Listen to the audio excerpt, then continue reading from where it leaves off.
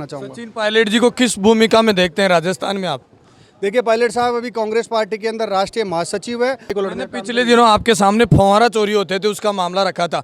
अब वर्तमान स्थिति यह है कि पुलिस पकड़ ही नहीं पा रही। अब रात्रि को किसानों की भैंसों को चोरी कर रहे हैं, लबाना में हो जाती है, उसके बाद में विराटनगर में कई सारे ऐसे कॉल आ रहे हैं जो रात को 3 से 4 भैंसे पिकअप लाते हैं, उसके बाद में लोड करते हैं, चोर फरार होते हैं, पुलिस पकड़ ही नहीं पा रही।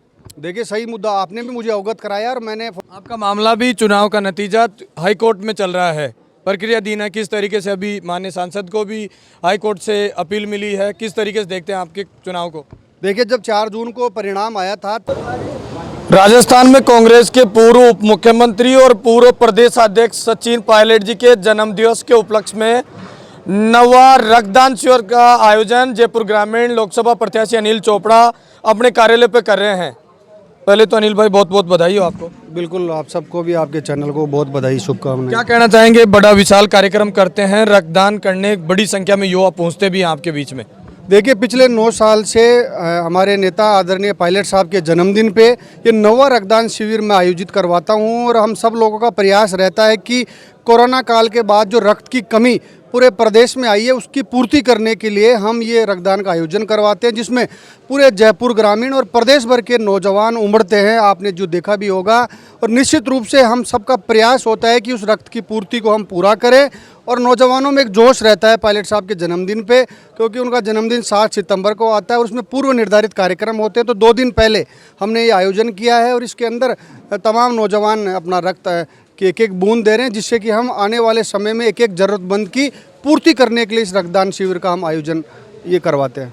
माननीय सचिन पायलट जी के जन्मदिवस के उपलक्ष्य में क्यों आयोजित करते हैं रक्तदान शिविर? इसका पीछे का क्या उद्देश्य है? देखिए, जब 2013 के अंदर पायलट साहब राजस्थान के अंदर प्रदेश अध्यक्ष बनकर आए थे, तब हम सब लोग पायलट साहब से जुड़े और उसके बाद जब मैं 2014 के अंदर राजस्थान यूनिवर्सिटी का मैं अध्यक्ष था, तब पायलट साहब 2014 के अंदर पहली बार मेरे मानसरोवर कार्यालय के ऊपर स्वयं आए। उसके बाद से पिछले 9 साल से हम सब लोग ये रक्तदान शिविर का आयोजन करवा रहे हैं और ये जो कार्यालय है ये कांग्रेस पार्टी का जन सेवा केंद्र है। यहाँ पर सभी पार्टी के जुड़े हुए लोग और जयपुर ग्रामीण की 36 कौम की जनता यहाँ पर हमेशा रहती है। तो आज यहाँ सबसे हमारा कार्यकर्ता सम्मेलन भी है और सभी नौजवान जो भी चाहता है कि मैं रक्तदान करूँ, वो सब लोग पूरे दिन यहाँ रक्तदान का आयोजन हम सब लोग करवाते हैं। इतना लगाव क्या कारण है सचिन पायलट के पीछे आपका इतना लगाव रहता है? देखिए, पायलट साहब हमेशा नौजवानों को आगे बढ़ाने का काम करते हैं और निश्चित रूप से मुझे आगे बढ़ाने में पायलट साहब का पूरा योगदान है। विश्वविद्यालय के अंदर मुझे टिकट दिलाने का काम किया। अभी लोकसभा के अंदर आप सब लोगों ने देखा, पायलट साहब ने 30 साल के नौजवान को देश की सबसे बड़ी पार्टी ने सबसे बड़ा चुनाव लड़ाने का काम किया। सभी नेतृत्व का मैं धन्यवाद भी करता हूं, लेकिन पायलट साहब ने मेरी मदद करी और उस मदद की बदौलत ही आज इस रक्तदान के अंदर आप देख रहे हो कितनी बड़ी संख्या के अंदर नौजवान सब लोग उम्मीद रखते हैं सचिन पायलट जी से कि सचिन पायलट नौजवानों को हमेशा आगे बढ़ाने का काम करते हैं। और राजस्थान ही नहीं, पूरे देश के अंदर पायलट साहब जहाँ भी जाते हैं नौजवान इसी प्रकार उनके नाम से उमड़ते हैं। हम तो सब लोग पार्टी के और पायलट साहब के और सभी कांग्रेस पार्टी के कार्यकर्ता हैं और कार्यकर्ता ही मिलकर ये आयोजन हम सब लोग करवाते हैं और ये प्रतिवर्ष आयोजित हो रहा है। 9 साल से ये रक्तदान शिविर का आयोजन हो रहा है और बहुत बड़ी संख्या के अंदर इसके अंदर नौजवान रक्तदान करते हैं। निश्चित रूप से बहुत अच्छी, मैं सब लोगों को बधाई, युवाओं को बधाई देना चाहूँगा। सचिन पायलट जी को किस भूमिका में देखते हैं राजस्थान में आप? देखिए, पायलट साहब अभी कांग्रेस पार्टी के अंदर राष्ट्रीय महासचिव है और उनको पार्टी ने जो जिम्मेदारी दे रखी है वो बखूबी उसमें काम कर रहे हैं। आने वाले समय में क्या नेतृत्व राजस्थान के अंदर चाहेगा, क्या नेतृत्व किसको जिम्मेदार देगा, ये हमारे CWC का निर्णय होता है, केंद्र नेतृत्व का निर्णय होता है। वो जो भी चाहेंगे उनके अनुरूप काम होगा। लेकिन हम सब लोगों का कर्तव्य ये है कि मानवता के अंदर अगर रक्त की एक बूंद अगर किसी ज़रूरतमंद को मिल सके, क्योंकि हम सब लोगों पे जयपुर ग्रामीण की जनता का पूरा आशीर्वाद हम पे रहा है। 6 लाख से ज़्यादा वोट देने का काम जयपुर ग्रामीण की जनता ने मुझे दिया है। तो निश्चित रूप से उन सब लोगों का आशीर्वाद लेकर हम सब लोग प्रगति पथ पे आगे बढ़ रहे हैं और ऐसे जनसेवा के कार्यक्रम हम समय समय पे करते रहते हैं, जिससे कि हमारे क्षेत्र के अंदर कार्यकर्ताओं के अंदर एक मेलजोल का भाव रहे, कार्यकर्ता हमसे मिलते रहे, जुलते रहे और हम सब लोग मजबूती से आगे के लिए काम करते रहे। पिछले दिनों आपने एक धरना प्रदर्शन भी किया था, स्मार्ट मीटर, कई सारी कानून व्यवस्थाओं को लेकर आपने सवाल उठाए। किस तरीके से देखते हैं जयपुर ग्रामीण में आप हर जगह चले जाते हैं, चर्चा भी आपकी होती रहती है, क्या किस तरीके से स्मार्ट मीटर का देखिए, जब ये स्मार्ट मीटर प्रोसेस राजस्थान सरकार ने राजस्थान की जनता पे उनकी जेब काटने के लिए थोपी थी, तब से हमने इसका विरोध किया था। कांग्रेस पार्टी ने विरोध किया था और हमने अभी हाल ही के अंदर 21 तारीख को जोमनेर के अंदर एक बड़ा किसान सम्मेलन किया और हमने ये तय किया कि हम हमारे क्षेत्र के अंदर एक भी स्मार्ट मीटर नहीं लगने देंगे।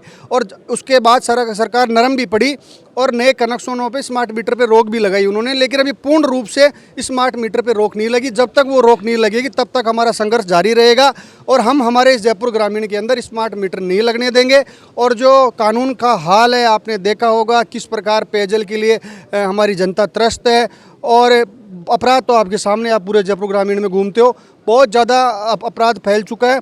हम सब लोग मिलकर ये प्रयास करेंगे कि जयपुर ग्रामीण के अंदर इन सब मुद्दों पे लड़ाई लड़े और सभी एकजुटता से, आज आप देख रहे हो पार्टी के सभी लोग यहाँ मौजूद है, कार्यकर्ता मौजूद हैं और सभी 36 कौम के लोग यहाँ बड़ी संख्या के अंदर है, मजबूती से इस लड़ाई को लड़ने। पिछले दिनों आपके सामने फव्वारा चोरी होते थे, उसका मामला रखा था।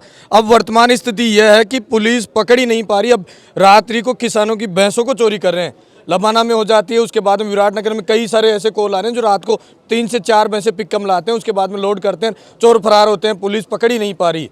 देखिए, सही मुद्दा आपने भी मुझे अवगत कराया और मैंने फ़ोन के माध्यम से किसानों से बात भी करी, लेकिन मैंने उसके बाद प्रशासन के लोगों से, एसपी से बात करी, कलेक्टर से बात करी, लेकिन सरकार और प्रशासन के आपसी तालमेल की कमी की वजह से अब तक ये अपराध का ग्राफ कम नहीं हो रहा, ताकि बढ़ता ही जा रहा है। तो हम सब लोग आने वाले दिनों में भी इसके लिए एक संदर्भ में हम सब लोग बैठकर बात करेंगे। हमारे और भी जयपुर ग्रामीण के विधायक हैं, प्रत्याशी हैं, सभी हम नेतृत्व में हम एक जगह बैठकर आने वाले दिनों में एक बड़ा प्रदर्शन करेंगे, जिससे कि ये अपराध अब आने वाले दिनों में कम हो सके और उसके लिए हम हमारी रूपरेखा तैयार करेंगे और जयपुर ग्रामीण में जो अपराध पैर पसार रहा है उसको कम कराने का काम करेंगे। आपका मामला भी चुनाव का नतीजा हाईकोर्ट में चल रहा है, प्रक्रियाधीन है, किस तरीके से अभी माननीय सांसद को भी हाईकोर्ट से अपील मिली है, किस तरीके से देखते हैं आपके चुनाव को?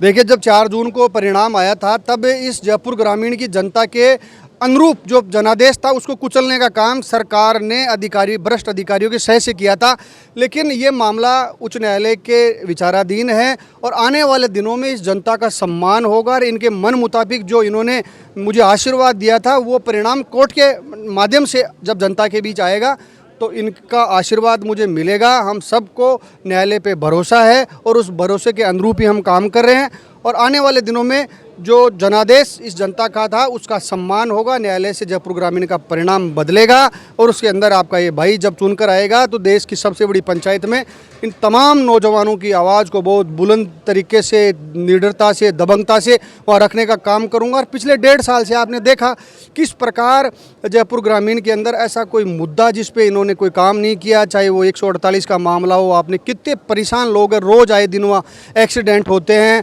रोज़ वहाँ पर ऐसी दुर्घटनाएं होती है, लेकिन अब तक उम्मीदवार यहाँ के वहाँ के जनप्रतिनिधि और सरकार का कोई नुमाइंदा अब तक नहीं चाहते हैं, ना वो उसका अब तक कोई रोड का काम चालू हुआ है।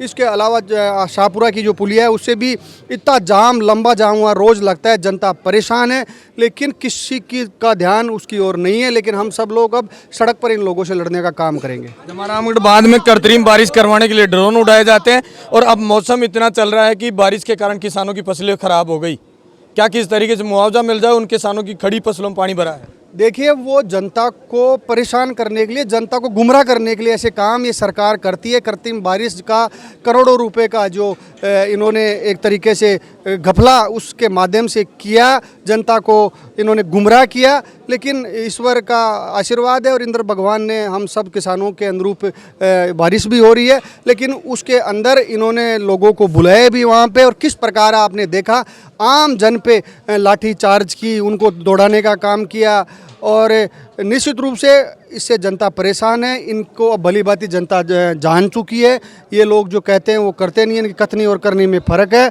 लेकिन अब आने वाले दिनों में इनको कांग्रेस पार्टी और सब लोग मिलकर हम काम करेंगे और जनता इनको सबक सिखाएगी और इनको प्रदेश से बाहर फेंकने का काम करेगी। आप रक्तदान शिविर तो लगाते हैं, लेकिन सचिन पायलट जी में सबसे अच्छी बात क्या लगती है आपको? अनिल भाई, आंतरिक बात मैं आपसे जानना चाहता हूँ।